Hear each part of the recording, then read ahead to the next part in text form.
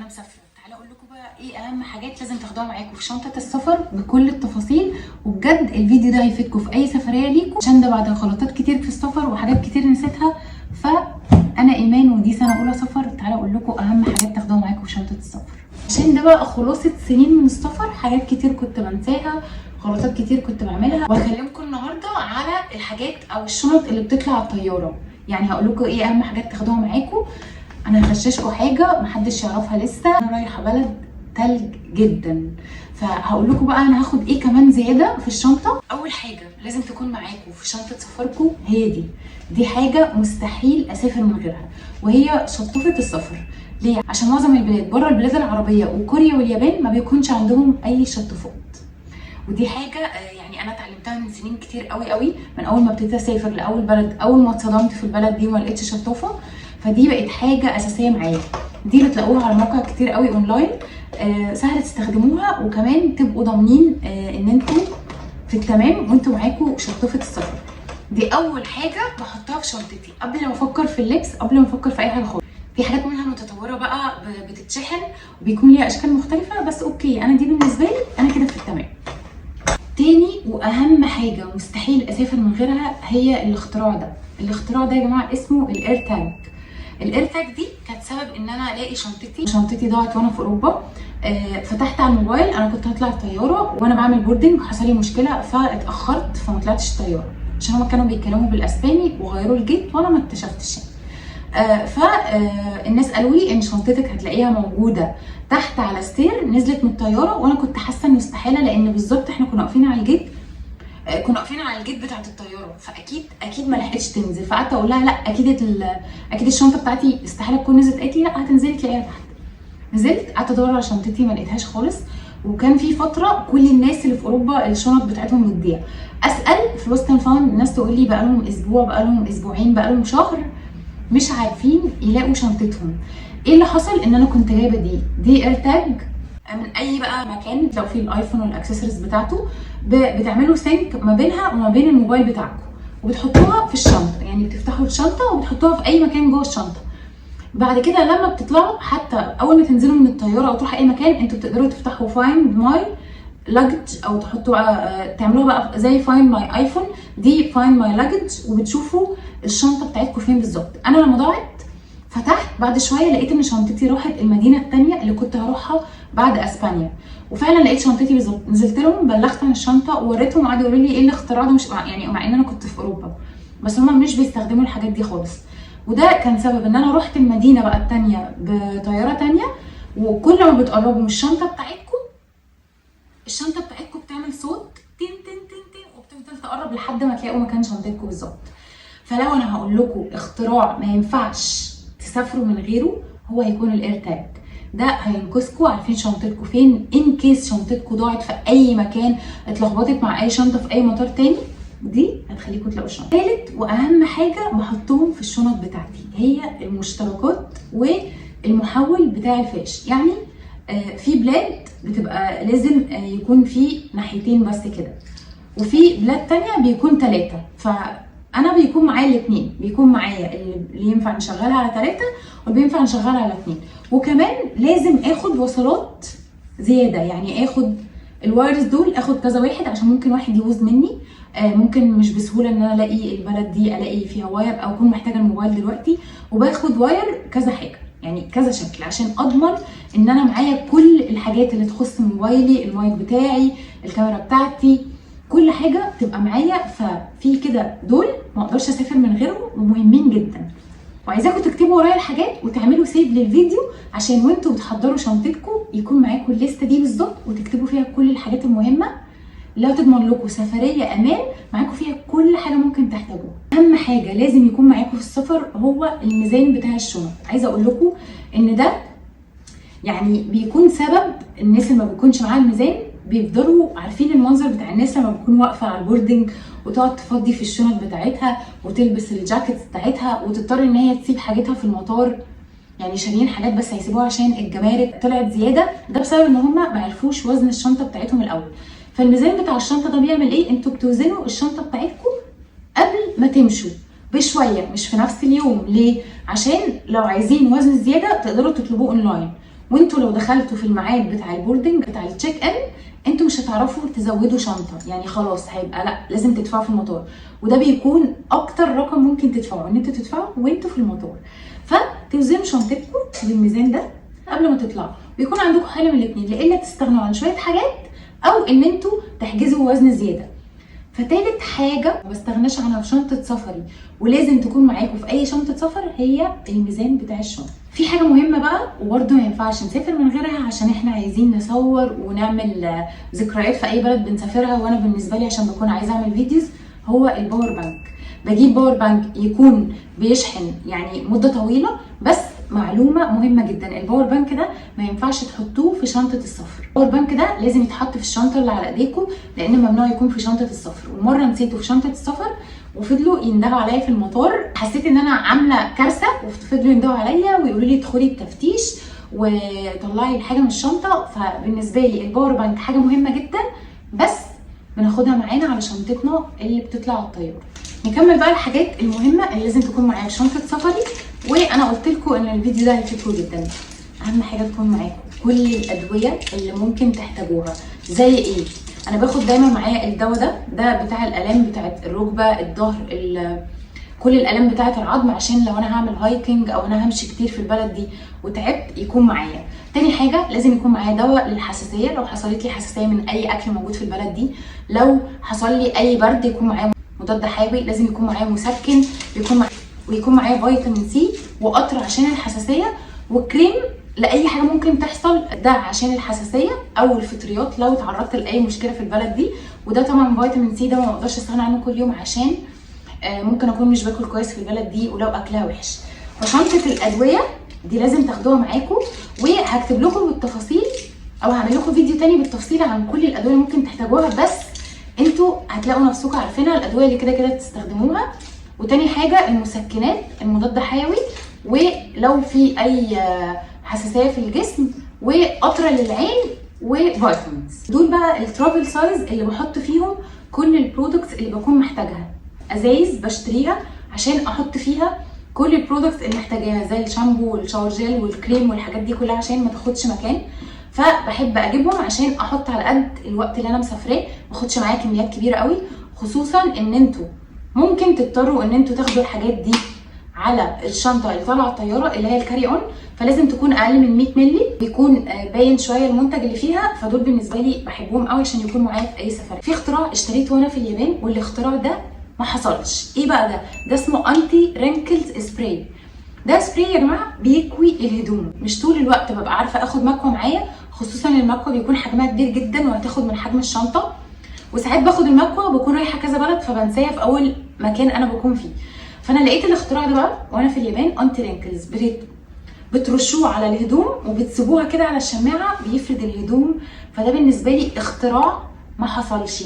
عارفين يعني ايه اكوي الهدوم بسبراي ما ياخدش 10 دقايق؟ وبصوا قد ايه الكميه بتاعته، يعني دي ممكن تكفيني سفريتين 3. فده اختراع في زيه براندز كتير قوي، لو دورت عليه اونلاين هتلاقوه. وبجد ده حاجه ما بستغناش عنها في شنطه سفري. ايه دول بقى؟ دول الكفرز بتاعه التويلتس، عشان اي مكان هتروحوه بره البيت بتاعكم انتوا ما تضمنوش النظافه بتاعته خالص. وتخيلوا لو انتوا رايحين بلد ممكن تكون البلد دي مش نضاف قوي، او النظافه بالنسبه لهم الليفل بتاعهم، ليفل الهايجين بتاعهم مختلف عننا. فايا كان انا رايحه بلد ايه، ده بالنسبه لي حاجه مهمه جدا. بجيب شويه كده معايا، يفضلوا معايا عشان استخدمهم وابقى مطمنه وانا في المكان. بلس ان انا كمان لازم يكون معايا سانيتايزرز صغيرين برش بيهم التويلت كله قبل ما استخدم اي حاجه في المكان، عشان بجد انا نظافه التويلت بالنسبه لي في السفر او في اي مكان مش فارق معايا. انا ممكن انام في خيمه، ممكن انام في الصحراء، بس اهم حاجه يكون في تويلت، التويلت ده نضيف عشان اقدر اكمل السفريه. ده كمان اختراع. الاختراع ده ايه؟ الاختراع ده دول بيت شيتس بتحطوهم لما بتروحوا اي اوتيل او اي مكان انتوا فيه، بتغطوا بيهم، بتعملوهم كفر للحاف وللمخدات. هما مش بياخدوا مكان خالص، وبصراحه حتى يعني الاوتيلات الفايف ستارز برضو مش بيكونوا مهتمين ان هما يبدلوا الشيتس بتاعه السرير. فانا بالنسبه لي بشتري زي دول باك او 2 بيكونوا معايا في السفر، احطهم في المكان اللي انا هروحه، واشيلهم ارميهم قبل ما امشي.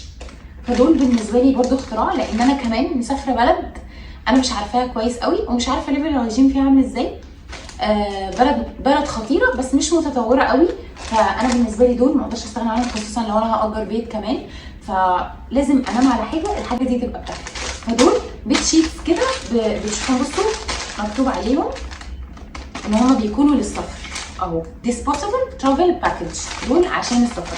بجيب منهم 2 3 بقى، كل واحده بيكون فيها كذا كفر للسرير وللمخدات. فدول حاجات اساسيه اللي هم ترافل اسينشلز، حاجات ما ينفعش استغنى عنهم في شنطه سفري. ولسه في حاجات كتير احنا قاعدين سوا وهقول لكم كل حاجه.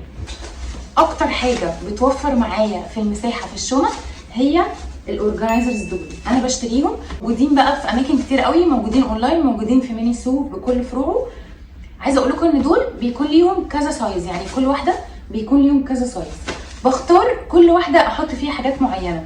فلما باجي احطهم في الشنطه، اول حاجه الحاجات بتكون منظمه جدا، تاني حاجه ان هم بياخدوا مكان اقل، وفي نفس الوقت انا ببقى عارفه كل واحده فيها ايه، فلما بحتاج حاجه انا عارفه بالظبط، مش كل حاجه تبقى في الشنطه على بعض، لان انا كنت بعمل كده زمان والموضوع ده كان بيضيع لي وقت كتير قوي، خصوصا لو هتنقل كل يومين 3 لمدينه في البلد. فلو عملت كده انا هقعد اطلع كل الحاجات اللي في الشنط وبعد كده ارجع ادخلهم. فدي بالنسبه لي حاجه برده اساسيه جدا، وحاجه لو انتوا اعتمدتوها من اول سفرياتكم هتحسوا ان موضوع توضيب الشنطه وان انتوا تحطوا شنطتكم في مكان وتبقوا عارفين كل حاجه دي بيوفر عليكم وقت كتير قوي، خصوصا لو عايزين ترتبوا بقى كل اوتفيت بشكل معين. ممكن تختاروا الحاجات دي وتخلوا في كل شنطه من دي الاوتفيت كامل بالسكارف بكل حاجه، وتاخدوا كذا واحده لكل واحده اوتفيت واللي يكون فيه احجام، يعني في حاجات بتكون اصغر من دي. فدي بالنسبه لي برده حاجه ما بستغناش عنها خالص في شنطه السفر. وبيجي بقى الوقت بتاع الحاجات بتاعت السكين كير. انا دايما بحب اخد في السفر الحاجات اللي بتكون ترافل سايز، يعني اللي بتكون صغيره كده، من كل البرودكتس اللي انا بحبها. وعاده بجمع الحاجات دي لو انا ببقى بشتري حاجات، ساعات بيبقى فيه اوفرز ان هم يدوكوا ترافل سايز هديه، فبقعد اجمع كل الترافل سايز بتاع كل البرودكتس واخليهم مع بعض عشان استخدمهم. يعني بصوا دي ماسكارا، ده مرطب، وده ميك اب ريموفر. فالحاجات دي كلها بتفرق معايا في الحجم، وان انا اخد كل الحاجات اللي انا عايزاها، ما انساش اي حاجه خالص. بما اني مسافره بلد لسه مش عايزه اقول لكم انا رايحه فين دلوقتي، بس انا هقول لكم ان البلد دي ممكن يكون الاكل فيها مش اسهل حاجه. فايه اهم حاجات باخدها معايا وانا مسافره لو البلد دي مش هتكون بالنسبه لي بلد في الاكل ان انا هعرف اكل براحتي او الاقي الحاجات اللي انا عايزاها؟ باخد معايا مكسرات، يعني باخد كاجو، باخد لوز، باخد، ممكن تاخدوا بقى اي مكسرات بتحبوها. باخد كميه حلوه كده عشان تفيدني في كل الايام اللي هقعدها لو انا ما عرفتش اكل كويس. وباخد حاجه بتفرق معايا قوي قوي قوي، جربتها وانا في صلاله في عمان، وهي الدراي فروتس، الفواكه المجففه، عشان دي بتديني طاقه كويسه قوي. ولو انا هعمل هايكنج او هخيم في الصحراء او هعمل اي حاجه وعايزه ابقى باكل حاجه تديني باور بس مش هعرف ادخل الحمام فتره فباكل دي عشان تديني طاقه، بيكون فيها سكر وبيكون مفيده كمان، وفي نفس الوقت بتكون يعني مش هتخليني ادخل التويلت كتير لحد ما ارجع بقى الاوتيل بتاعي. فدول دراي فروتس ودول مكسرات عشان اخدهم معايا. وبما اني غششتكم وقلت لكم ان البلد اللي انا رايحاها دي برد، البلد دي يا جماعه مش برد، البلد دي تلج وماينس كتير قوي. فايه اللي باخده معايا لو مسافره بلد عارفه ان الجو فيها تلج؟ دي حاجه اسمها ثيرمال سوت، دي بتكون حراريه، بتسخن، بتدفي جدا جدا. في اماكن كتير برضو بتباعها وممكن تشتروها اونلاين، بس دي انا بجيب منها على الاقل 2 3 عشان يكون معايا في السفر. دول بيكونوا اساسي قبل اي لبس انا بلبسه، يعني دول حاجات اساسيه لو مسافره بلد برد لازم يكونوا معايا، عشان مهما كان انتوا هتلبسوا لبس تقيل لو جسمكم مش متدفي كويس ودافي انتوا هتبقوا متلجين. فده بيدفي الجسم وبعد كده تقدروا تلبسوا اللايرز اللي انتوا عايزينها كلها، ده حاجه اساسيه. وده بقى عشان ادفي مناخيري وبقي، عشان انا بقول لكم البلد تلج. فجبت ده وحبيت اجيب لونها كده عشان ايه تبقى شكلها حلو في الصور، فاكيد هتشوفوني وانا بعمل بيها فيديوز والصور بتاعتي. فدي جبتها برضو، جبت منها لونين عشان خاطر تبقى عند المناخير والبق كده فتدفيني. دي بقى شنطه اسعافات اوليه، فيها حاجات بسيطه، فيها بلاستر، فيها كحول، فيها مقص صغير، وفيها شاش. دي بتتجاب كده، تقدروا تجيبوها اونلاين من اي مكان. دي برضو مهمه جدا جدا عشان يبقى معاكوا يعني كل الحاجات لو حصل لكم اي تعويره بسيطه او اي جرح ما يتلوثش. فدي برده حاجه مهمه جدا بتكون معايا في الشنطه وفي اي سفريه، وباخدها معايا في شنطتي اللي اعمل بيها هايك او اي حاجه طول السفريه. فلما بروح اي سفر انا بقى لما بسافر في اي مكان او بروح في اوتيلات بيكون في الفرش بتاعه الاسنان والمعجون دي في كل مكان بروحه. فانا بقعد اجمع لان انا ببقى قاعده كتير قوي، فبقعد اجمع من دول كتير قوي وباخدهم معايا في وقت السفر. يعني باخدهم معايا بقى في وقت السفر. بصوا زي دي كده انا معايا منها مثلا على حسب خطوط الطيران وعلى حسب كمان الاوتيلات اللي انا بقعد فيها، معايا منها مثلا 40 50 واحده، فباخد منها حبه في المكان اللي انا رايحه. مهمه قوي عشان الوقت بتاع الطياره لو الرحله طويله، وكمان لو انا هروح البلد دي مثلا قاعده في البيت ده مثلا الشمس بتدخل من كل مكان، فلازم البس دي عشان اقدر انام شويه، خصوصا لو هنام وقت قليل فببقى عايزه احس ان الدنيا ضلمه عشان اعرف انام. فدي برده بتكون معايا على طول، بس دي بقى باخدها معايا، يعني باخد واحده معايا في الشنطه وباخد واحده معايا في شنطتي اللي هطلع بيها على الطياره عشان لو ما لقيتهاش في الطياره.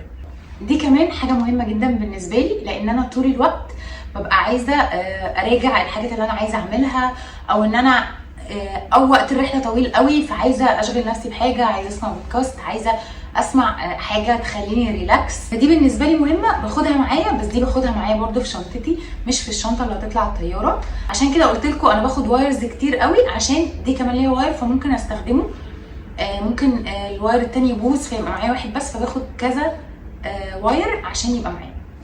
عايزه اقول لكم ان انا جبت دول كمان عشان بقول لكم البلد تلج يا جماعه، تلج. وعلى فكره هي بلد مش مشهوره، يعني مش مشهوره سياحيا خالص، لسه هنروح نكتشف سوا، بس البلد تلج.